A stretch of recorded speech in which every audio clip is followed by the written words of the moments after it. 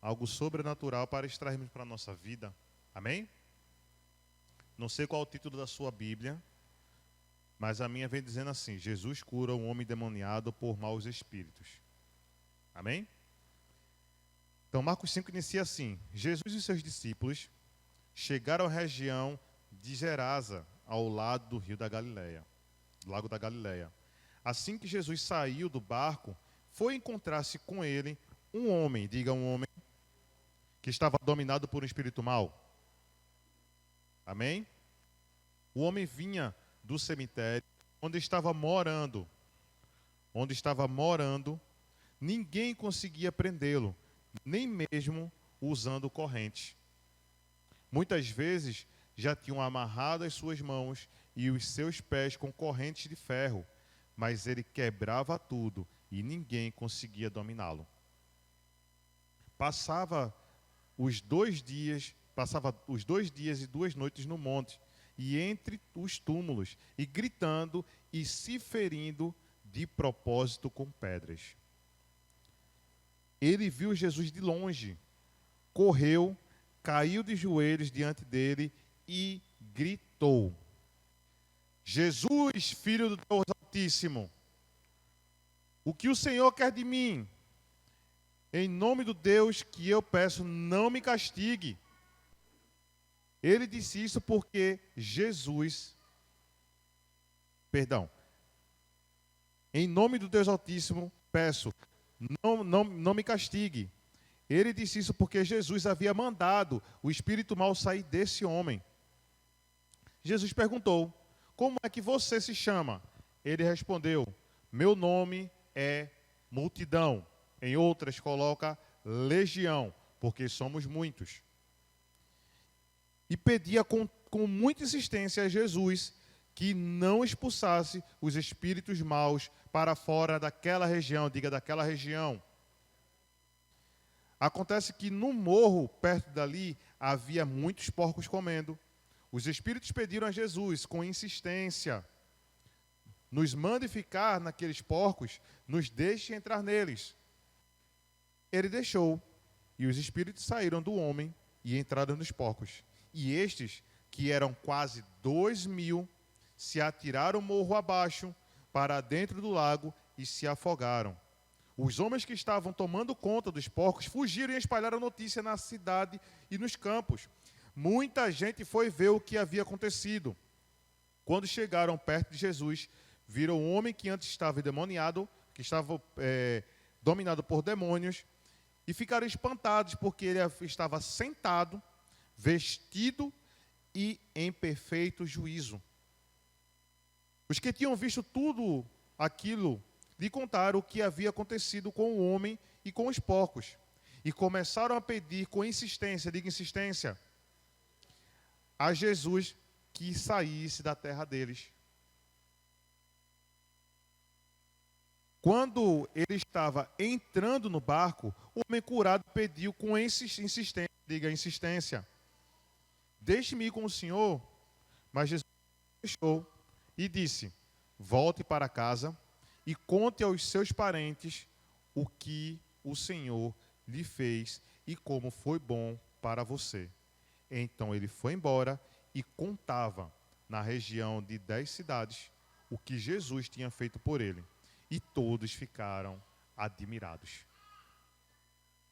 Percebemos que dentro dessa leitura tem três vezes a palavra insistência sendo colocada. Talvez essa palavra não faça sentido para o nosso cotidiano insistir. Talvez essa palavra esteja distante do nosso cotidiano insistir. Talvez essa palavra não vá fazer sentido até que nós comecemos a insistir a Cristo Jesus por algo. Como eu estava dizendo no início aqui do culto, avivamento é transformação. E na vida desse homem aconteceu literalmente um avivamento em Cristo Jesus. Porque ao final de tudo, da leitura, o que é que esse homem foi fazer?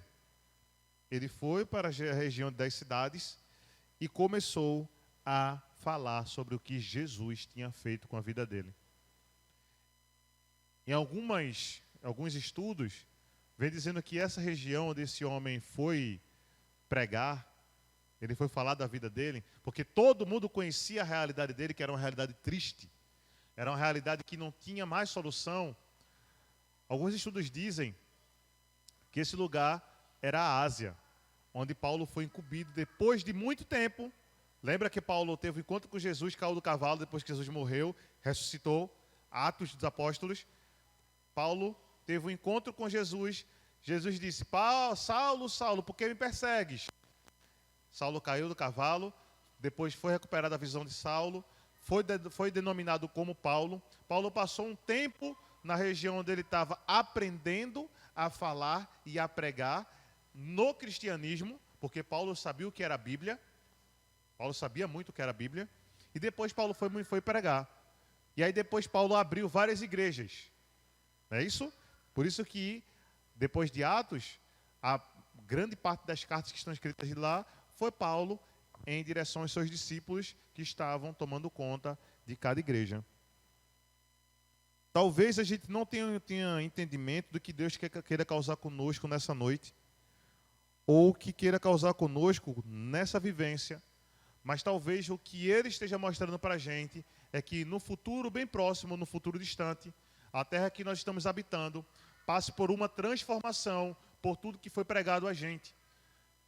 Na minha vida existia vários demônios, na minha vida existia vários espíritos ruins, e depois do encontro com Jesus, depois que eu tive esse real encontro, de eu me submeter a Ele, Ele fez uma limpeza na minha vida. E talvez, depois disso, foi que Ele me enviou para alguma região para poder eu ministrar sobre a palavra dEle, para trazer mudança àqueles que estavam escutando. Por isso que eu digo que a palavra insistência, nesse momento, não faça muito sentido. Mas lembra quando a gente está no pior momento da nossa vida? Quem já teve o pior momento da vida? Eu já tive. Talvez alguns aqui não tenham tido um pior momento da vida ainda, ou que esteja em casa porque é muito novinho. Talvez não lembre ainda do pior momento que viveu até agora.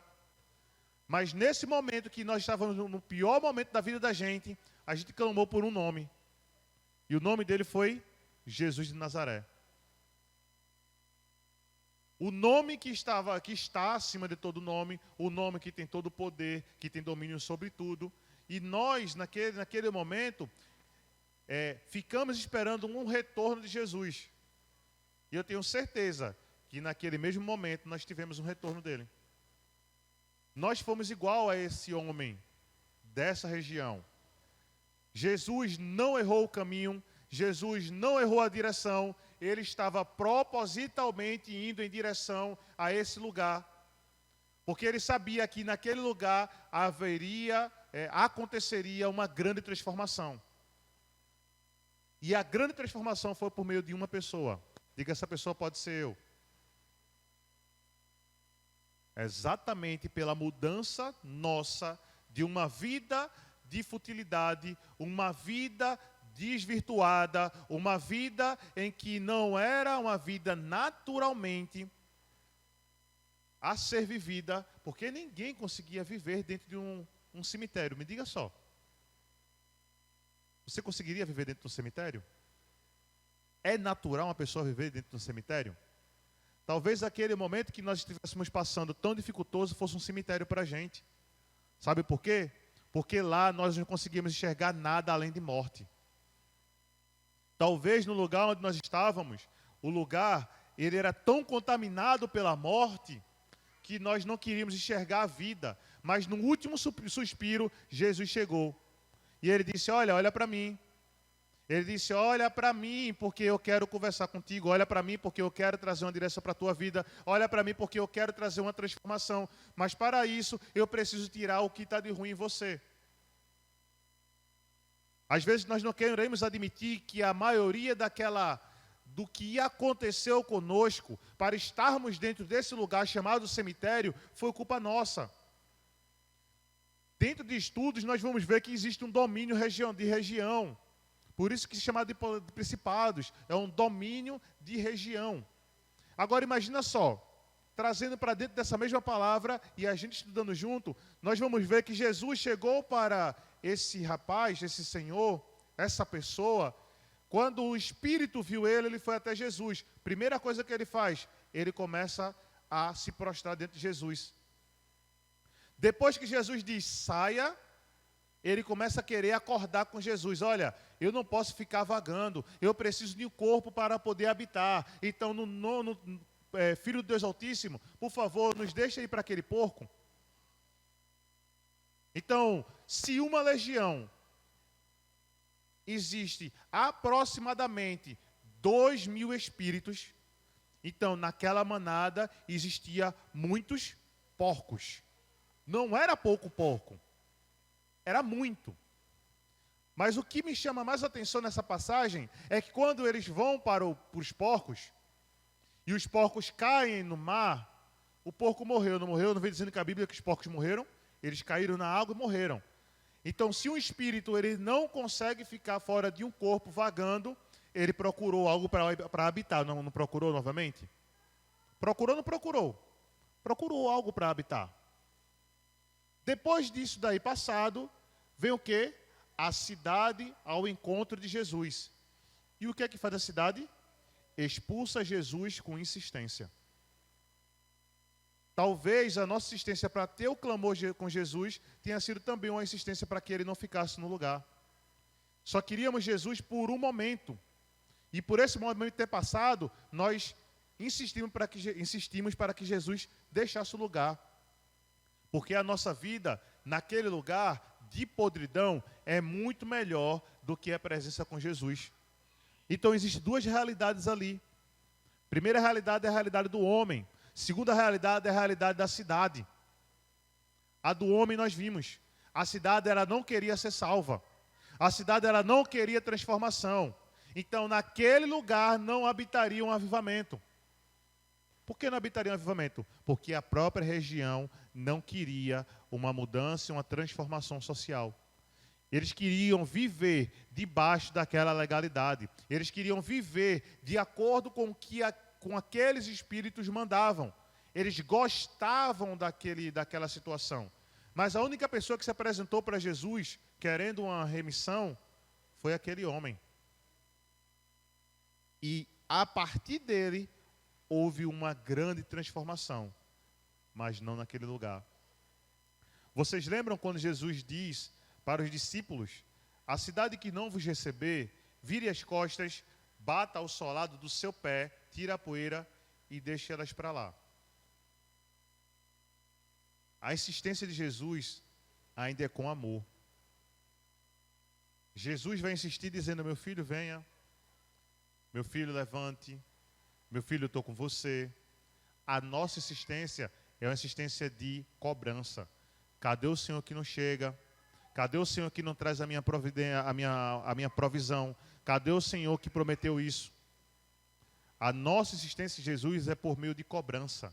A insistência de Jesus conosco é por meio do amor.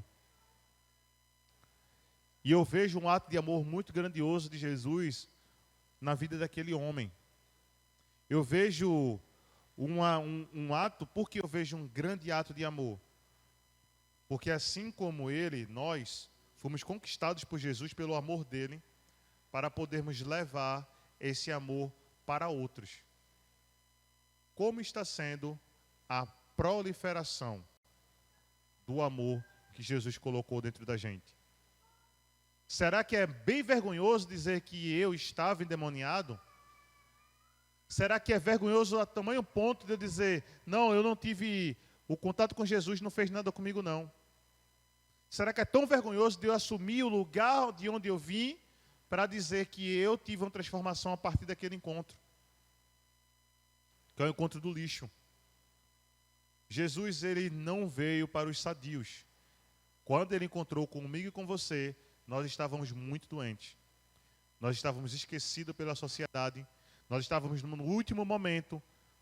Costumo dizer, estávamos no último momento de suspiro da nossa vida. Nós não estávamos, possivelmente, tá? Possivelmente, existem outras probabilidades, mas possivelmente nós não estávamos no momento mais feliz da nossa vida. Nós estávamos no momento em que era uma esperança de trazer algo novo. E se hoje nós estamos aqui escutando falar desse mesmo Jesus, que encontrou conosco há 2 anos atrás, há 3 anos atrás, há 40 anos atrás, é porque ele trouxe todos os dias, ele vem trazendo algo novo todos os dias para mim e para a sua vida. Ele vem trazendo uma sustentação. Se eu abandonei ele, porque Jesus não nos abandona, não é nós, não é isso, não é o cargo de Jesus, essa não é a responsabilidade de Jesus. A responsabilidade é nossa, desse abandono, assim como essa cidade fez com ele. É uma responsabilidade nossa a admitir que não é por conta dele que as coisas não estão acontecendo, mas é por conta da nossa própria vida, da nossa própria direção, por conta da nossa própria, das circunstâncias que nós criamos. Mas é difícil encontrarmos solução nas circunstâncias que nós mesmos causamos. É muito difícil. É preciso estar com a maturação muito elevada para poder saber que a causa disso tudo foi um ponto da minha vida que eu deixei lá atrás. A causa disso tudo foi uma questão que eu não resolvi. A causa disso tudo foi uma questão que eu proporcionei. O encontro com Jesus, com esse rapaz, trouxe uma reflexão para a vida dele. Ele trouxe um verdadeiro entendimento de quem era o Filho de Deus Altíssimo. Porque no primeiro momento, quem reconheceu Jesus foram os demônios. Não foi o rapaz. Posterior, quando a cidade chega e o rapaz está vestido, porque ele andava nu, e a Bíblia vem dizendo que ele estava em perfeito juízo. Perfeito juízo quer dizer que ele estava consciente em todos os atos a partir daquele momento. E ele naquele momento sabia quem era Cristo Jesus. Ele já não estava mais dominado por demônios. Então o que é que eu digo nessa noite para a gente, como reflexão de vida, dentro dessa passagem? Não expulse Jesus do seu convívio diário. Não expulse Jesus dos atos que ele quer transformar na sua vida. Insista para que ele permaneça. Insista com ele para que ele traga a direção de mudança. Porque todo ato pecaminoso faz com que nós nos distanciemos dele. Então, vamos ficar cada vez mais ligadinhos em Cristo Jesus. Vamos ficar cada vez mais ligados no que ele fala para nós. Porque com essas direções é que nós iremos acertar cada vez mais em nossos passos. Se Jesus não voltar daqui a um piscar de olhos, se Jesus não voltar daqui a 1 ano, daqui a 10 anos, eu quero permanecer dessa mesma maneira, avançando, caminhando com ele, insistindo que ele traga transformação para a minha vida. Aceitando as direções dele. Aceitando tudo que ele vem me mostrar. E recusando os convites. Recusando o que ele deixa, o que o mundo deixa para ser provado. Eu não quero ser condenado como aquela cidade. Eu não quero ser dominado mais por uma legião como foi dominado aquele rapaz. Eu não quero ser dominado por espírito mau. Não quero. O que eu quero ser cada vez mais tocado é pelo Espírito de Deus. Eu quero ver cada vez mais o Espírito de Deus fluindo na minha vida. Eu quero ver cada vez mais, quero sentir o movimentar do Espírito de Deus cada vez mais nos meus passos. Eu quero sim que cada vez que eu chegue no lugar, eu consiga trazer as direções de Deus e saber que naquele lugar está acontecendo as transformações necessárias para que as pessoas encontrem com Jesus. Toda palavra que sai da nossa boca, ela precisa ter um sentido. Ela não pode ser vaga. Quando Jesus diz para esse homem, você não precisa vir comigo.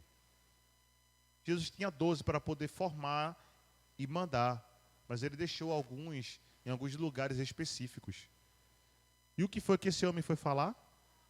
A Bíblia relata. Ele foi falar do que Jesus tinha feito na vida dele. Quando nós começamos a falar da nossa realidade, existe uma transformação nas pessoas, porque elas vão querer buscar a transformação que aconteceu na minha e na sua vida. Elas vão querer buscar o que foi, qual foi a chave, qual foi o segredo que aconteceu na minha e na sua vida para que a nossa vida mudasse. De ser tão brabo, de ser tão braba, de ser tão... e hoje não ser desse jeito mais. De ser impaciente e hoje ser paciente. De ser... não sei qual seria a perspectiva que nós vivíamos. Cada um sabe a perspectiva que vivia. Mas que hoje é uma realidade diferente. E aí essa realidade que as pessoas vão buscar que permaneça na nossa vida. Nós não podemos viver um conto de fadas. Nós não podemos viver, mostrar para as pessoas algo que seja desnatural. Algo que seja fantasioso. A nossa vida é real. E elas vão atrás da realidade da nossa vida. E Jesus faz parte dessa realidade. Fazendo parte dessa realidade, as pessoas vão em busca do que mudou a minha realidade. E o que é que tem mudado a nossa realidade? Jesus mudou a realidade daquele homem. Se ele mudou a nossa realidade, vamos mostrar literalmente que ele mudou a realidade da nossa vida? Vamos mostrar para as pessoas, para quando elas chegarem junto da gente, elas saberem que quem mudou não fui eu porque eu quis, não. Somente isso não. Porque a minha força eu não teria, nas minhas próprias forças eu não teria condições de me livrar dos espíritos que estavam em mim. Assim como esse rapaz. Mas ele tem. Porque quando ele entra, tudo que é ruim sai. Quando ele habita, as coisas que queriam acordar também vão embora. Mas eu preciso dar o lugar que é de Jesus. Então, povo santo, povo amado do meu Pai, nessa noite, quando nós estivermos a orar, estivermos a clamar, com insistência, fale a Jesus das transformações que Ele fez para você, reconheça. Isso é uma forma de agradecimento. Reconheça também o que precisa ser mudado. Traga a direção para ele. Diga para ele, precisa ser mudado isso. Eu não consigo viver longe disso. Esse pecado me consome. Me ajude nessa área. Eu não sei qual é a sua área. Eu sei qual é a minha. Então faça isso. Quando estava falando aqui, Deus me levou lá atrás, Débora, no dia que tu levantasse a mão lá na Igreja Vermelha. No momento que incendiou um brilho radiante dentro de tu, que tu não sabia nem como é que era acontecer aquilo. E aí eu vejo o teu caminhar de 2 anos atrás, 3 anos atrás, de uma construção de Débora até o dia de hoje. E eu acho muito linda a construção que Deus fez em você. Entende? Batalhas não são poucas. Tem outras pela frente também. Tá certo? Mas se fortaleça nele. Tá bom? Ok? Amém, povo santo? Amém? Existe mudança. E as pessoas vão buscar a mudança que houve em nós. Alguns vão dizer, tu não vai prestar nunca não, Costa Oca. Mas o nosso dia a dia, presta atenção, é na nossa rotina diária que as pessoas vão ver a real mudança na gente. As pessoas que estão distantes, elas só vão opinar. Mas as pessoas que estão próximas, elas vão saber a realidade da nossa mudança. Literalmente, o quanto nós estamos amadurecendo ou quanto nós permanecemos na imaturidade. O quanto nós estamos crescendo em Cristo Jesus ou quanto nós estamos fantasiando Cristo Jesus. O quanto nós estamos avançando, deixando a vida de pecado ou quanto nós estamos nos afundando na vida de pecado. É uma escolha. Jesus pode salvar uma cidade chamada família, chamado a minha razão interior, ou ele pode ser expulso. Na mesma insistência que eu clamo para ele me salvar, eu posso também, na mesma insistência, expulsar Jesus de junto de mim. Então, nessa reflexão dessa noite, para um real avivamento da nossa vida, vamos começar a pensar o que nós estamos insistindo em Jesus. Será que é só o nosso querer? Será que é só o que eu gostaria? E a mudança? Poxa, Pai, eu queria tanto que meu armário fosse cheio. Poxa, Pai, eu queria tanto que eu fosse curado. Poxa, Pai, eu queria tanto que, que o emprego acontecesse na minha vida. Poxa, Pai, eu queria tanto que o meu sonho se realizasse. Poxa, Pai, eu queria tanto isso, eu queria tanto isso. Mas é a transformação do caráter. A transformação para as pessoas verem que você foi literalmente, ou que nós fomos literalmente modificados por Jesus. Eu venho lembrando agora que se eu fosse conversar com os meus amigos, presta atenção, se eu fosse conversar com os meus amigos da minha infância, que estudaram comigo, na realidade de 13 anos atrás, a conversa não seria muito agradável, não. A conversa não seria muito agradável. Eu tenho certeza que eu iria literalmente desqualificar tudo que Jesus tinha feito comigo. Mas hoje, não sou diferente deles. Tenho a mesma vida que eles. A grande diferença é o que Jesus fez comigo. Porque o que eu vou falar para eles hoje é o que pode trazer esperança para a vida deles. E não que eu não escute, porque no mesmo convívio dos meus amigos das antigas, eu tenho hoje tenho mais um pastor, tenho um presbítero, tenho uma irmã, vocês viram aqui, irmã Aline, e outros que não ficaram afim de Jesus, desse jeito que como nós nos apaixonamos por ele. Mas quando nós nos juntamos, conversamos sobre nossas vidas, e eu não deixo, como os outros também não deixam, de falar qual foi a transformação que Jesus fez na nossa vida. Porque aquele lugar ali pode ser um lugar que Jesus queira modificar. Como é que eles irão escutar se não há quem pregue? Como é que ouvirão se não há quem pregue? Nós precisamos pregar com a nossa vida, não só com nossas palavras. Esse rapaz, que era dominado por uma legião, ele não só pregou por palavras, ele pregou por atos. Façamos isso todos os dias da nossa vida, do acordar ao deitar, ao repousar. Se não conseguimos, tudo bem, mas vamos tentar. O problema é ficar acomodado em não tentar. Acomodado a não mostrar a diferença. Diga para o seu irmão, você é a diferença nesse mundo de trevas. Com mais força, você é a diferença nesse mundo de trevas. É exatamente isso. Você é uma diferença nesse mundo de trevas. Porque a luz está dentro de você. Não é porque nós somos super-humanos. É porque Jesus nos deixou super-humanos. Amém, povo santo? Amém?